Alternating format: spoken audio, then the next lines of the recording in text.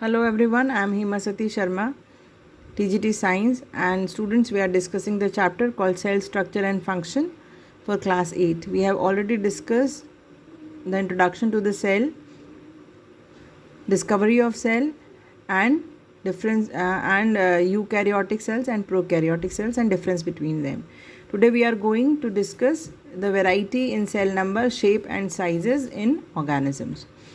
So millions of living organisms have cells with different shapes and sizes. So if you observe your surrounding, you will see millions of living organisms, and all living organisms are made up of cells.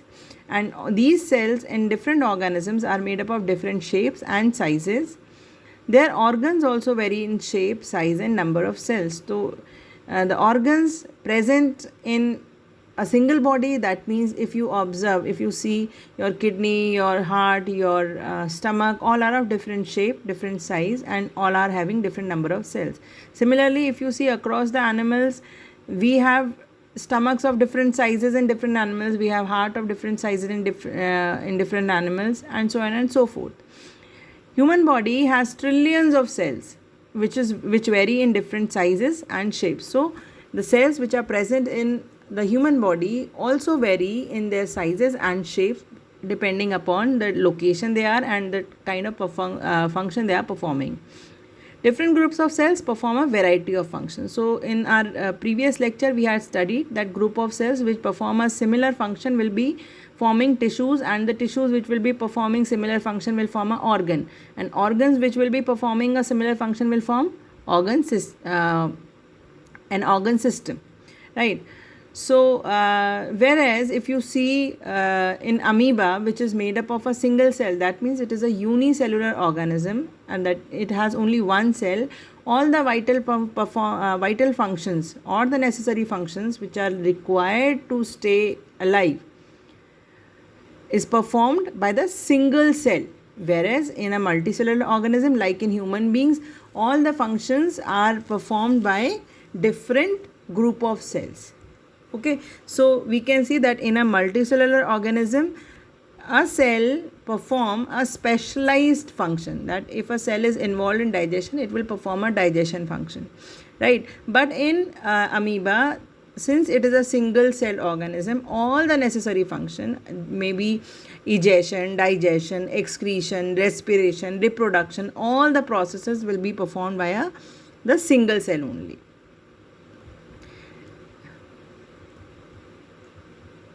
Now next is cell number. According to the number of cells, organisms are broadly classified into two groups. That means how many number of cells are there in the organism's body. We will, according to that, we will classify the organisms into unicellular. That means if the organism made up of only one cell, it will be called unicellular organism. While if the organism is made up of different cells or number of cells, will be called multicellular organism. Now unicellular organisms are made up of single cell, it is clear, and this single cell is performing all the vital functions which are required to stay alive or for sustaining life. That is, growth is performed by that single cell, movement, digestion, all of these functions are performed by the same cell because it is only one. Now amoeba, paramecium and bacteria are example of the unicellular organism. Here you can see amoeba and paramecium, these are also single celled animals or unicellular organisms. In this, all the functions are performed by the same single cell. Now multicellular organism made up of many cells are called multicellular organisms.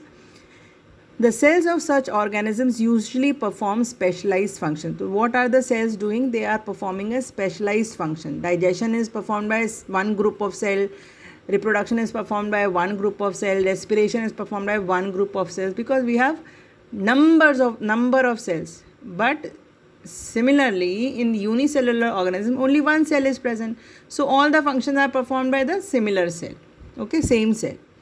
Now organisms with billions of cells starts life as a single fertilized egg cell. We as organism, we had studied in the previous slide that a human being is made up of trillions of cells, but the life of the human being, when a child is conceived inside the mother's womb, the life starts with a single cell. Now this single cell divides and multiply in number.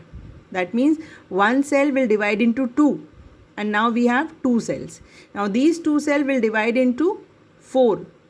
Okay, so 2 cell will be produced from 1 cell, then 4, then 8, 16, 32, 64, and so on and so forth. So the life is starting from a single fertilized egg cell, and this egg cell is multiplying by dividing process, and the number of cell increases for development, and from 1 cell it reaches trillionth of cell. You can imagine.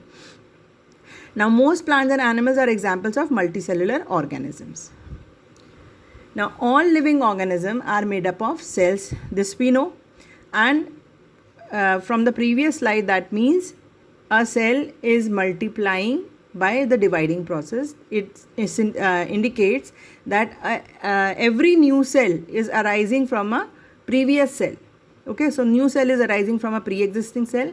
All cells are similar in structure. Every cell is similar in structure, that every cell will be having cell membrane, they'll be having nucleus, they'll be having nuclear material, they'll be having cell organelles. So they are similar in structure. Their function is also same, because all are performing respiration, excretion, division, but they are still not identical. They don't resemble to each other. It is like we all human beings are having 1 nose, 2 eyes, 2 ears, 2 legs, 2 hands, but that means we are similar in structure and we are performing the same functions. We are breathing in, we are eating, we are reproducing, but still all the human beings, we are not identical. So similarly, cells are also similar in structure and function, but they are not identical. Now the function of an organism depends on the way the cell work or the functions they perform. So the way the cell is performing the work, organism is also functioning the same way. So these 4 points are called cell theory of life, and this is given by Matthias Sheldon and Theodore Schwann in 1838. Okay, so this is cell theory. What does cell theory say? That all living organisms are made up of cells. New cell arise from pre-existing cells. All cells are similar in structure and function but are not identical. And the function of an organism depends on the way the cell works or the function they perform. So in our next lecture, we will be describing the shape of the cells. Thank you so much.